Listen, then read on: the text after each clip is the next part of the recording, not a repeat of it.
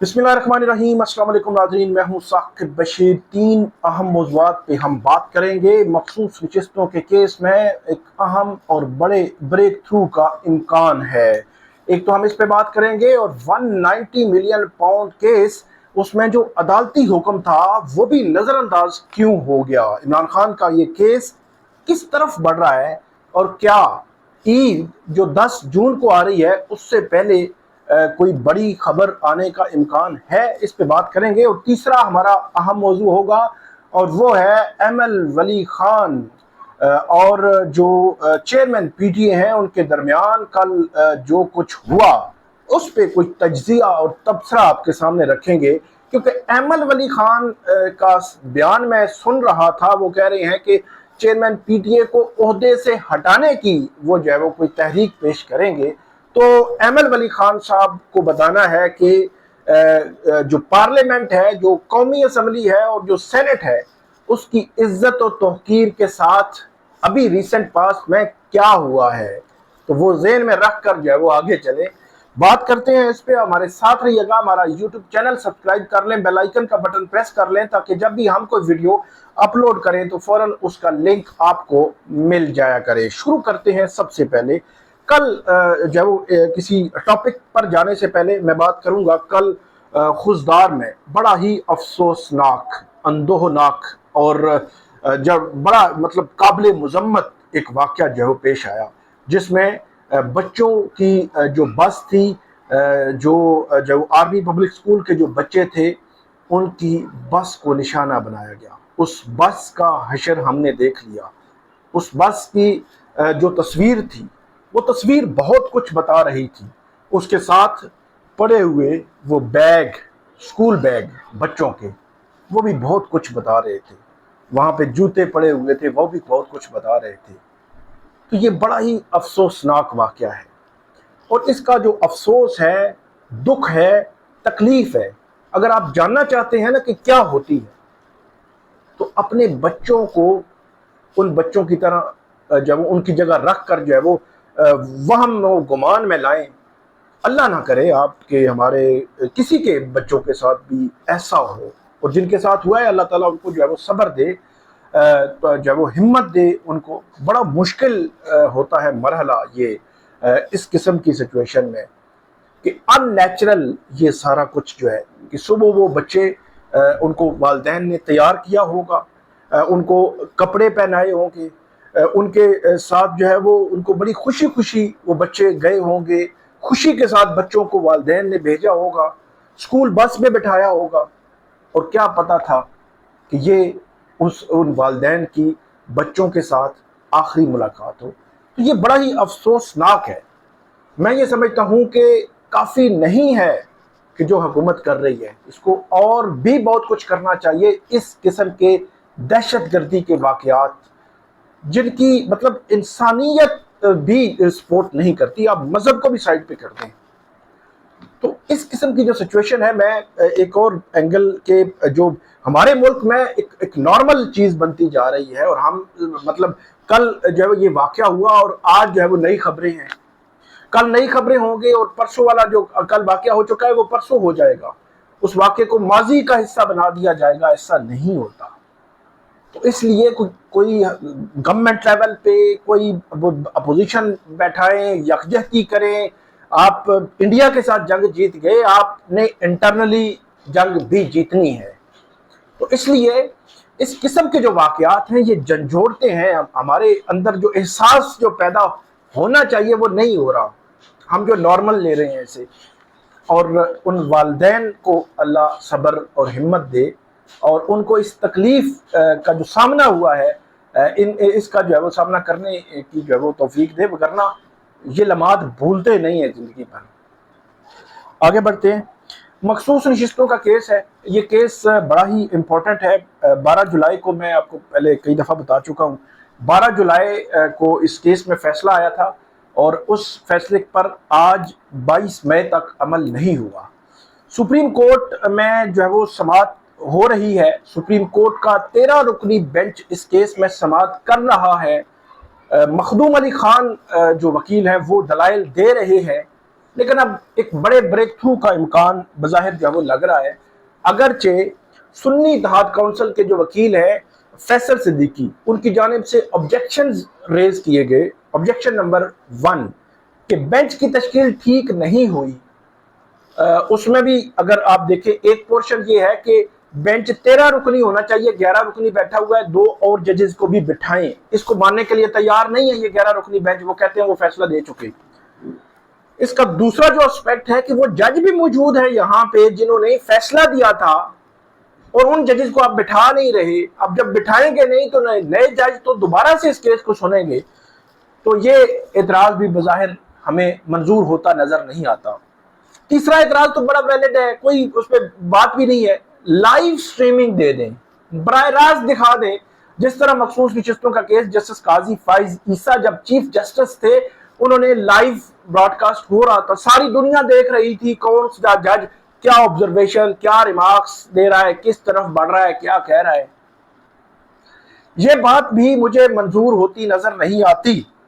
پھر ایک بات، حامد خان جو سینئر وکیل ہیں، سینیٹر ہیں پی ٹی آئی کے، انہوں نے یہ کہا کہ 26ویں آئینی ترمیم کے کیس سنے جانے اور اس کیس کے فیصلے کے بعد ان مخصوص نشستوں کے کیس کو سنا جائے، لیکن بظاہر جو بینچ ہے اس پہ ایگری ہمیں نظر نہیں آتا۔ بریک تھرو کی سچویشن یہ لگ رہی ہے کہ آئندہ چند روز میں ایک تو اس کا میرٹ پر فیصلہ آنے کا امکان ہے، اور میری نظر میں جو آبزرویشن ہے، فیصلہ تو بینچ نے کرنا ہے کیا فیصلہ آئے گا، لیکن بظاہر شاید پی ٹی آئی کو، سنی اتحاد کونسل کو زیادہ امیدیں نہیں لگانی چاہیے۔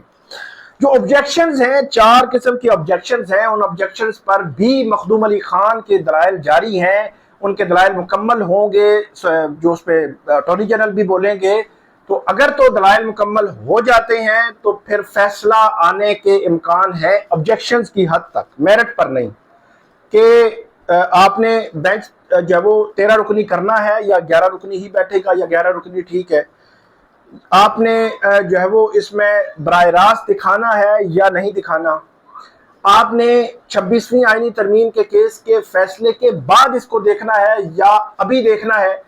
3 میجر آبجیکشنز ہیں اور تینوں منظور ہوتے ہوئے نظر نہیں آتے۔ اس کی ایک وجہ ہے کہ 11 رکنی بینچ جو ہے، ان میں سے جو سوالات ریز کر رہے ہیں وہ جسٹس امین الدین خان، وہ تو ہمیشہ سے وہ کہتے ہیں، جب فیصل صدیقی صاحب وہ کہہ رہے تھے کیا آپ کس طرف لگے ہوئے ہیں، ہم نے 2 ججز کو ان کی وش کے مطابق اس بینچ سے جو ہے وہ انہوں نے کہا تھا، تو اس کے بعد ہم نے ری کانسٹیٹیوٹ کیا تھا۔ تو یہ سین اور یہ سچویشن جو ہے ان کے سامنے ہے اور ان کے سامنے تھی۔ جسٹس امین الدین خان اور جسٹس محمد علی مظہر، وہ بھی بڑا کاؤنٹر ان کی آبزرویشنز آ رہی تھی، مطلب جو فیصل صدیقی بات کر رہے تھے ان کے اگینسٹ۔ اس کے علاوہ جو جمال خان مندوخیل ہے، وہ بھی کہتے ہیں کہ جب کسی کو پسند ہو یا کسی کو پسند نہ ہو، اس میں جو معاملہ ہے، جو سچویشن ہے، وہ یہ ہے کہ 26ویں آئینی ترمیم کے بعد اب جو طریقہ کار 191 آئین کا آرٹیکل ہے اس میں جو وضع کیا گیا ہے وہی ہمیں اڈاپٹ کرنا پڑے گا، اور اس میں جو آئینی بینچ ہے وہی سنے گا نظر ثانی کی درخواستیں۔ تو بظاہر اس وجہ سے مجھے بریک تھرو اس لحاظ سے لگتا ہے کہ ان آبجیکشنز کی حد تک یہ چیزیں جو ہے وہ منظور ہوتی بظاہر نظر نہیں آتی۔ اس میں دلائل مکمل ہونے کے بعد یہ فیصلہ ہوگا، پھر میرٹ پر یہ چیزیں نظر ثانی سنی جائے گی، کیونکہ 8 ججز کا فیصلہ ہے، بڑی ایک عجیب سی صورتحال، عجیب سی سچویشن ہے کہ یہ کوئی سول نوعیت کا کیس نہیں ہے کہ کسی ایک بندے کی انوالومنٹ ہو، یہ کوئی فوجداری کرمنل نوعیت کا کیس بھی نہیں ہے کہ 1-2 بندوں کی انوالومنٹ ہو، یہ کسی ایک اسپیسیفک گروپ کا کیس نہیں ہے، یہ کیس ووٹ کا ہے۔ ووٹ کو جو اصل میں جو عزت دینے کا معاملہ ہے اس کا ہے، ووٹ کو عوام نے ووٹ جس کو دیا ہے اس کی ریپریزنٹیشن کا معاملہ ہے، اس کی پارلیمنٹ ہاؤس میں اس کی نمائندگی کا معاملہ ہے، اس کی ریفلیکشن کا معاملہ ہے کہ وہ ریفلیکٹ نہیں کر رہی۔ تو اس کو صرف ایک عام سے کیس کی طرح دیکھنا مناسب نہیں ہے، لیکن بظاہر اب جس طرف چیزیں جا رہی ہیں اس طرف تو وہی ہے جو ہم نے آپ کو بتایا ہے کہ بس اب دیکھتے ہیں کہ کیس کا فیصلہ جو ہے وہ کیا آتا ہے، زیادہ ہم نہیں بولتے، آگے بڑھتے ہیں۔ ہمارا جو دوسرا معاملہ ہے 190 ملین پاؤنڈ کیس۔ اس کیس میں ہمیشہ میں بات کرتا ہوں 17 جنوری کو 14 اور 7 سال عمران خان بشا بی بی کو سزائیں ہوئی تھیں، اس کے بعد اپیلیں فائل ہو گئیں، اس کے بعد 4 ماہ سے زائد عرصہ ہو گیا، اب تو 17 جنوری سے 17 مئی اور اب جو ہے وہ 22 ہو گئے، 22 مئی ہو گیا، تو 4 ماہ سے زائد عرصہ ہو گیا ہے، اپیلیں میچور ہی نہیں ہو سکی، وہ جو سزا معطلی کی درخواستیں ہیں وہ میچور ہی نہیں ہو سکیں۔ اور دوسری طرف میں نواز شریف صاحب اور مریم نواز اور کیپٹن صفدر کی مثال اس لیے دیتا ہوں، تب بھی ہم انہی عدالتوں میں اسی ہائی کورٹ میں کیس کور کر رہے تھے۔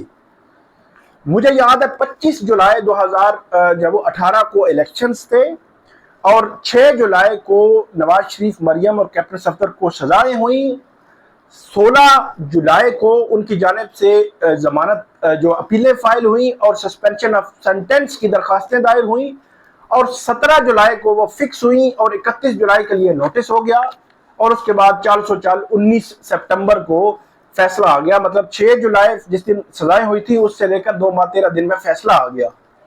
لیکن یہاں پہ کیا ہے، یہاں پہ تو کیس ہی نہیں لگ رہا۔ اب کیا ہوا ہے کہ پچھلے ہفتے قائم مقام چیف جسٹس سرفراز ڈوگر اور جسٹس محمد آصف ان کی جانب سے ایک آرڈر جاری کیا گیا تھا، اور وہ اوپن کورٹ کا آرڈر تھا۔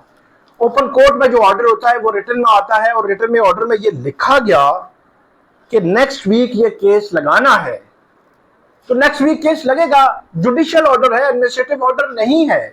جوڈیشل آرڈر کو امپلیمنٹ کس نے کرنا ہے؟ رجسٹرار آفس نے، تو وہ امپلیمنٹ نہیں ہوا۔ تو امپلیمنٹ کیوں نہیں ہوا؟ اب اس کا پوچھنے والا بھی کوئی نہیں ہے کہ مطلب روٹین کے کیسز چل رہے ہیں، آپ دیکھ رہے ہیں، کوئی ایسی کو افراتفری نہیں مچی ہوئی کہ ڈویژن بینچ جو ہے وہ 12 بجے بیٹھتا ہے اور 3 بجے تک ان کے پاس اتنے جو کیسز لگے ہوتے ہیں کہ ان کے پاس ٹائم نہیں ہوتا، اور اس ہفتے پورا ٹائم ہی نہیں تھا اور ایک کیس جو ہے وہ لگا ہی نہیں ہے اس ہفتے، تو وہ کیس نہیں لگا۔ عدالتی حکم کے باوجود رجسٹرار آفس کی جانب سے وہ کیس نہیں لگا۔ اب وہ کیس کیوں نہیں لگا اس کی وجوہات تو آئیں گی ہی نہیں۔